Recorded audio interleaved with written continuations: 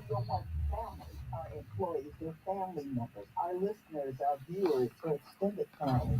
serving the African American community for over 42 years, giving our city just what we need right now. Baltimore's Inspiration Station. Praise 106.1. From the Big Al Studio, Baltimore's #1 accident attorney.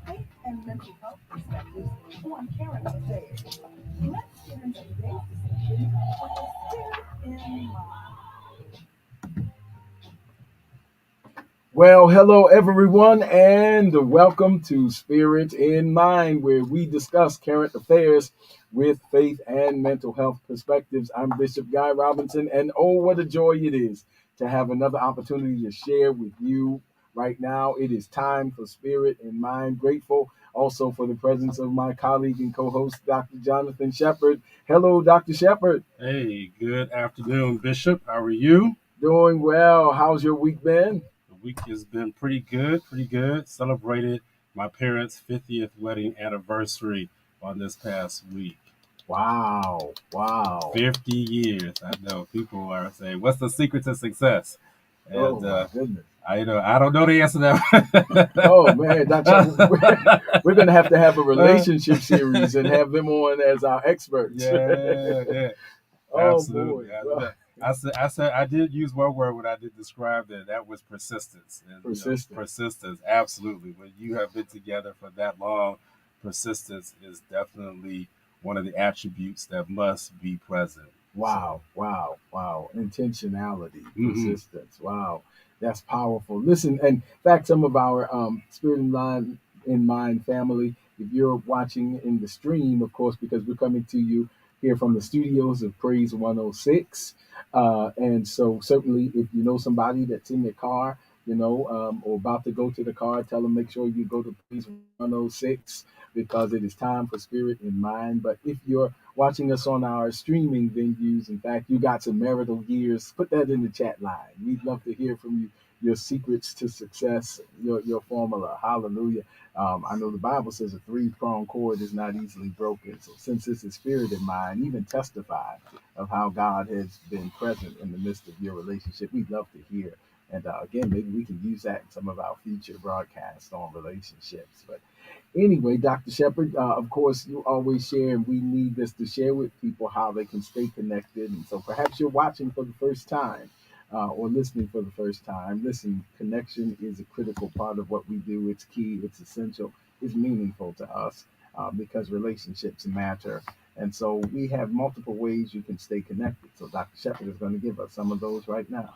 Absolutely, Bishop. So we want you to go to your YouTube channels and like our YouTube channel, subscribe, I should say, and that is Spirit in Mind YouTube channel. You can go to our Facebook pages and like that, and so where you can get the notification. So every time we go live, you will receive a notification on your device that we are here, providing insight, providing words of encouragement through Spirit in Mind. You can also look us up for our direct care services. Bishop, yes, does direct care services as a pastor. He is the pastor of the Tabernacle Church on the west side of Baltimore. You can look him up on his Facebook, Instagram pages, CGR Ministries, or you can go to even Bishop CGR or Instagram Bishop G Robinson. All of those things you can do and make sure that you connect with Bishop C. Guy Robinson, or even join him at one of the services at 10 a.m. You can look at me, 10 a.m. on Sundays, that is, and you can look me up for direct care services. If you're in need of mental health services, you can email me, jshep2471 at gmail.com, or hit me up on Facebook, YouTube, Dr. Jonathan Shepard.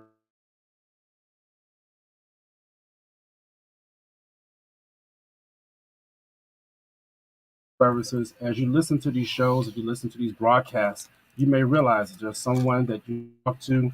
Please let me know, and we'll do our best to get you in contact with those persons.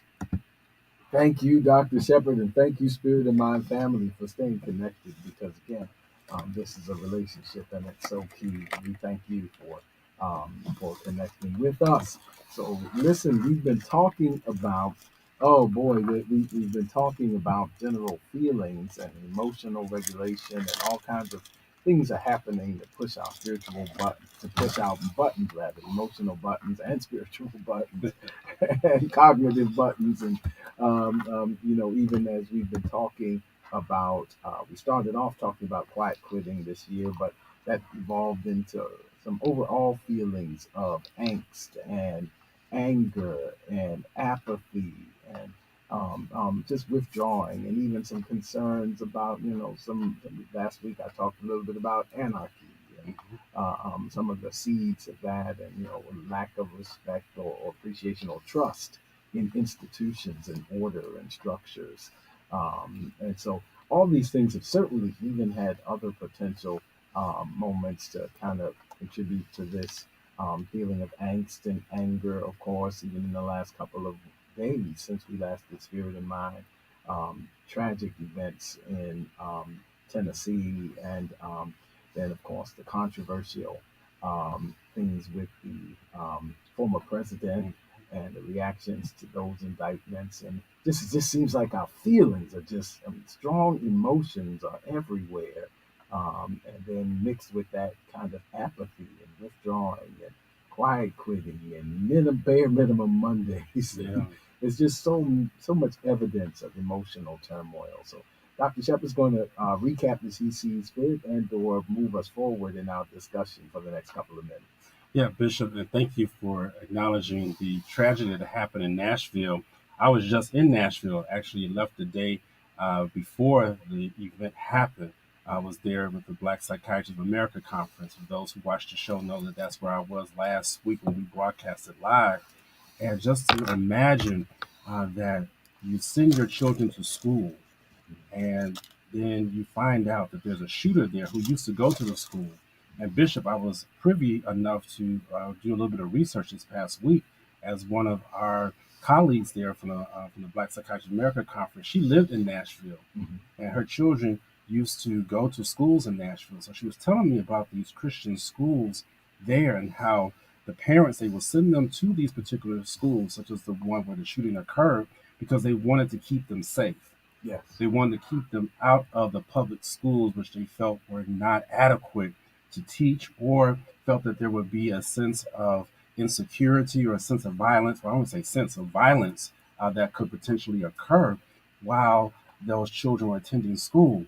And yet, here they're making all these plans to keep their children away from violence, and violence still knocked on their door. Yes. And really kicked in the door, if you would. And it just really blew my mind as she was talking how we can do all that we want to do to keep our children, ourselves safe, but yet it will still find us even when we don't want to be found. That's something.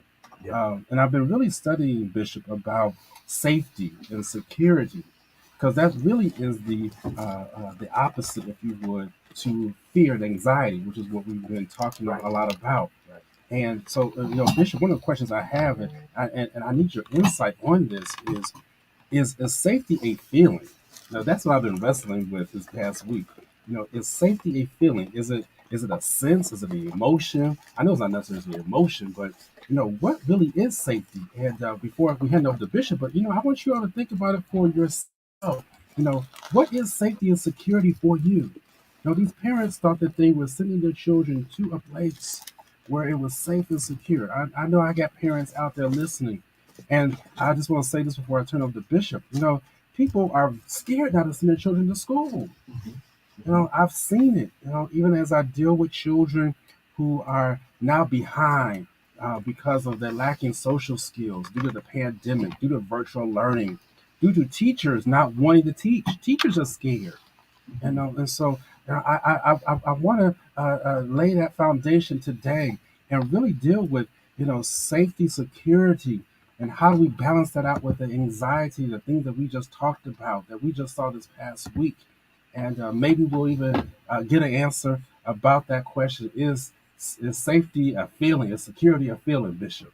Wow, wow, that's a profound question, Dr. Shepard. And of course, it has layers to it. That's what makes it so profound. Well, let's go to the theological Mhm. insights and perspectives. Safety is this, it's kind of an assurance, it's an emotional and cognitive and spiritual state of assurance. And um, what assurance of what? Mhm. And it's an assurance that somehow um, our lives are in the hands of God. And that I say that, let me qualify that before we dismiss that, because so many times what we do is we confuse safety with certainty, Wow. and certainty is what we would like to have, Wow. epistemic certainty, particularly concerning the future. Hmm. We can see the past and have some degree of assurance that yesterday was yesterday and it rained on the sun. So based on our knowledge, we have a different kind of sense of certainty about things, about the past, and even perhaps our immediate perceptions of the present. But as it concerns the future, we don't have epistemic access to the future.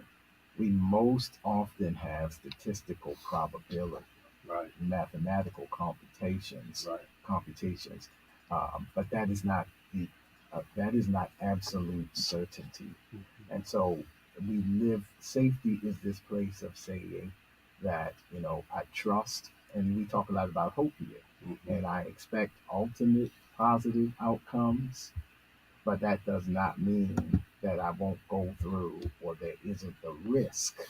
And every now and then, some things occur in this life that remind us that the scriptures are true when they say the just shall live by faith. We exercise faith in ways we don't even think about because we're faith beings. If you work all week for a paycheck that you have not yet seen, then you're operating in faith, because faith is confidence in the absence of sensory evidence. Mm. That's what it is. It means I can't see it, I can't touch it, I can't taste it, I can't smell it. All of the things that we use for scientific methodology depends on our ability to observe nature's conformity to pattern. But when I can't see it, touch it, taste it, smell it, I don't have that kind of sensory evidence immediately available, and yet I believe, like I believe my car is still Amen. outside. I can't see it, and I make plans for where I'm going to go. But whenever we can't see it, touch it, taste it, when we get on flights, well, we haven't seen the pilot's license. We don't have that in our hand, Right. but we put faith in governmental agencies and in others that have done the work before us. Everything we do so much by faith because we're faith beings. And so every now and then these things come to shake us. And we go through every possible effort, as was the case in this. And that's not to minimize it, it's just to answer your question, because I can't imagine the horrors of that feeling. Yeah. But every now and then things happen to remind us that even the best laid plans of mice and men meet some unexpected outcomes. So the best we can do is arrange an environment with safety, meaning the highest statistical probability for our well-being. Wow. But that's not to be confused with certainty. Absolutely. Wow. Thank you, Bishop. That is powerful. I hope you all are getting that because safety and certainty are not the same. You really, I need that to sink in even for myself, and that's, I believe, where so many people struggle with Bishop. And we would Is like to have certainty. So I'm not yes, judging. right? I Oh, am one right. of those. Mm-hmm. In that regard, I got control issues because I would like to have certainty. Yep. But when the Bible speaks of the name of the Lord is a strong tower, the righteous run in and they are safe. Safe. Or when we sing of I'm safe in his arms, what we mean is that whatever my lot, all things are going to work together for good Now, I don't know what all those things are, and all those things might not feel good to me because the good is not an event, it's the end of a process. Wow. And so somehow I have to go through some unpleasant events and even some uncertain things and things that I didn't see coming. But through it all, even as I grieve and even as I am aware and I accept the things that I don't like, I'm also aware, or I have this hope that somehow it's all going to fit together. Wow, wow. And that's so powerful because we must remember that when you look at Maslow's hierarchy of needs, safety Hmm. and security is right there at the base. Yeah. Food, shelter, warmth, and then security and safety is just literally right above. It's part of our basic needs, Mhm. and it's part of what people want, need. Doesn't matter who you are, doesn't matter where you were born, doesn't matter what you look like. Everyone wants to feel safe. And let me tell you, Bishop, as you were just talking, and even as I was just reviewing about safety this past week, when you begin to think about what is tied to safety, you just mentioned that trust. Yeah.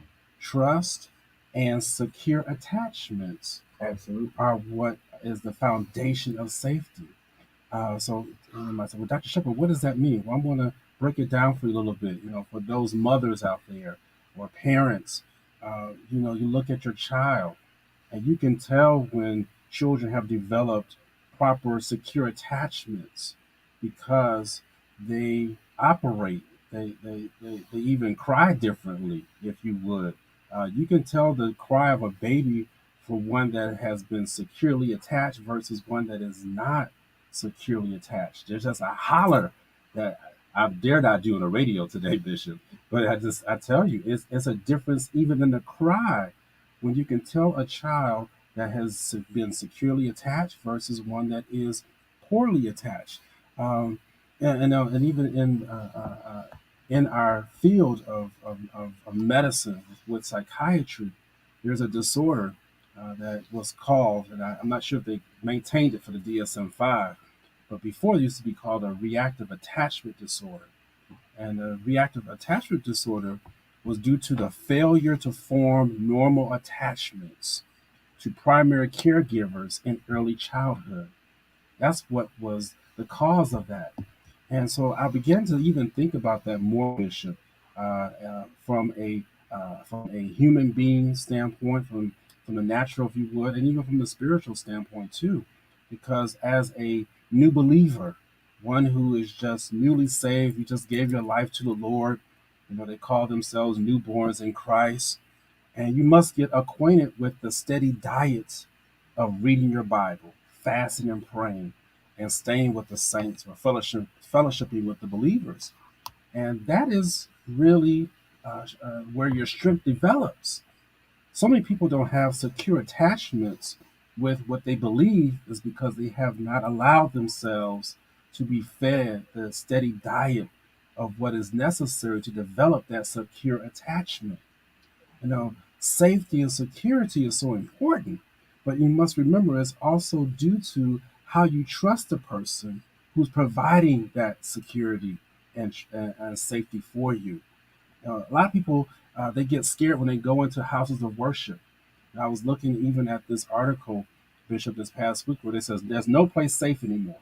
Mhm. Places of worship, grocery stores, hospitals, medical office buildings. I mean, they went down the gamut. Schools, Mhm. Mhm. and literally, I could literally put an example, incident with each and every single place where we once thought that if I go into a grocery store, I go into Giant, I'm good. I go to Wegmans, I'm good. No one's coming in there to shoot me up, Mhm. shoot me down the parking lot. It's not like I'm going to a place where I expect to be shot. But yeah, it's amazing. It's amazing how when we look at how people now are so scared, Mhm. uh, really just so fearful. And trust me, I hear you all out there, and that's why we're spending time about that, spending time on this today. I just really want to help you all to know that in this thing called safety and security, there must be trust. There must be some secure attachments. You must make sure that you're developing those secure attachments, and that requires a steady diet whether it be the natural, the spiritual, and that's where your trust will grow. And that's when the safety and security will be demonstrated, Bishop.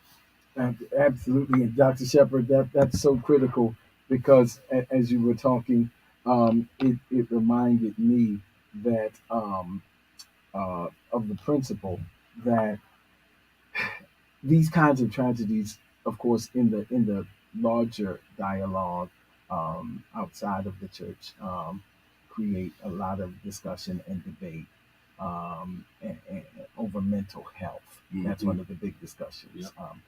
One side taking a mental health issue while the other side takes the gun control Yep. and tightening those restrictions. So that's kind of like the two sides, if you will, of the debate. But one of them is mental health, Yep. which certainly is one of the things we address in Spirit and Mind. But one of the things we don't talk about as much is it's also a spiritual element. And when I talk about spirit, I mean in the academic sense of spirit speaks of that which is invisible but influential forces, Mhm. as a theological definition. That which is invisible but influential. Culture is an expression of spirituality because it's invisible, but it's influencing a way of life. It's a zeitgeist, it's a way of thinking. And so on the spiritual side, there has been an attack and a shift where some of those places you just described, churches, places of worship, synagogues, places of worship, and markets, and they were considered safe places since we're talking about safety. And somehow it has switched, and perhaps the work of the adversary and adversary forces have relabeled safe places as soft targets. Wow. And that's a major spiritual shift from safe places to soft targets. Especially when we talked about that Proverbs 18, the righteous run in and they are safe. In the Hebrew, it means to be in a high place above capture. And so, what that means spiritually is that, and it's a spiritual reference, that regardless of whatever happens, my faith has me in this high place, that I will not be captive to anxiety and being overwhelmed and depressive states. And I'm gonna go through it, but and if I got to get treatment, I got to get treatment. But I'm coming out of it because I'm not going to stay here because I'm in a safe place that's too high for me to be a permanent captive of this condition. And so that's the idea of being running into the name of the Lord and being in a safe place. And so every now and then these things, and I know we got to close. This is a good subject, man. But every now and then we have these reminders that truthfully those places were always vulnerable. Right. Right. We were always living by faith Yeah. because we live by faith in ways we don't always realize. Right. Wow, Bishop. That is so profound because when you think about safe places being relabeled, as you stated, as soft targets, Yeah. then you understand why people have the anxiety of coming back into the house of God. And that's where we must speak to that and address that. Yeah. We don't allow the fear to paralyze us. What also was even this morning, I was thinking about how fear has gripped us like a chokehold Mm-hmm. and put us in a headlock, if you would. I love wrestling. That was something I watched. And when you have that headlock and that grip and that chokehold, it literally stops you from thinking clearly. It stops you. You pass out. You black out. You start doing things you normally wouldn't do. And that's what has happened. And what we want to let you know is that, as Bishop has described, the name of the Lord is a strong tower. And when you call on his name, he'll break up that vice. He'll break up that fear. But you must trust him. You must rely on him. And so, Bishop, thank you. I want us today to make sure that we don't allow the fear and the anxiety that is permeating through our society to keep us in a chokehold, to keep us in a headlock, if you would, and make sure that you're thinking clearly and that you're able to move through what life has determined for you or what God has determined for you in your life.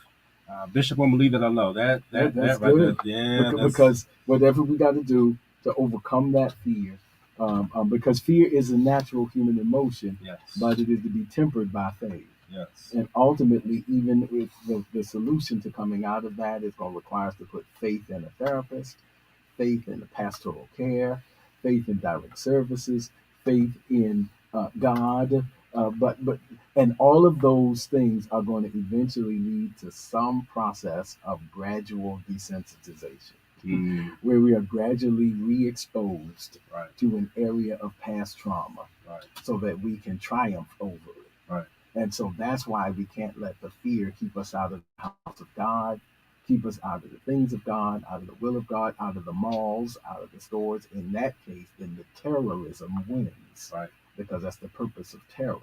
Right. And but the treatment at some point involves trust and gradual re-exposure. Right. And so, listen, we want to encourage you to keep going on. And I know we're in our last moments. Even as we close out, we want to encourage you to keep going. And listen, you can join us.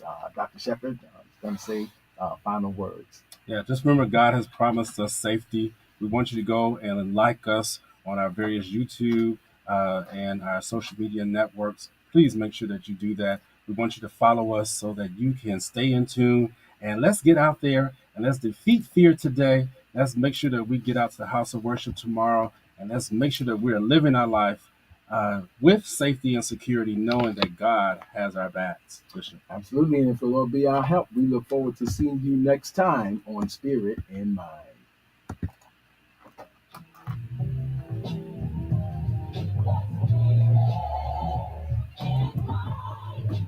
Don't forget to follow us on social media. We're on Facebook at Spirit in Mind, and we're also on Instagram at Spirit in Mind Live. Join us next time for a new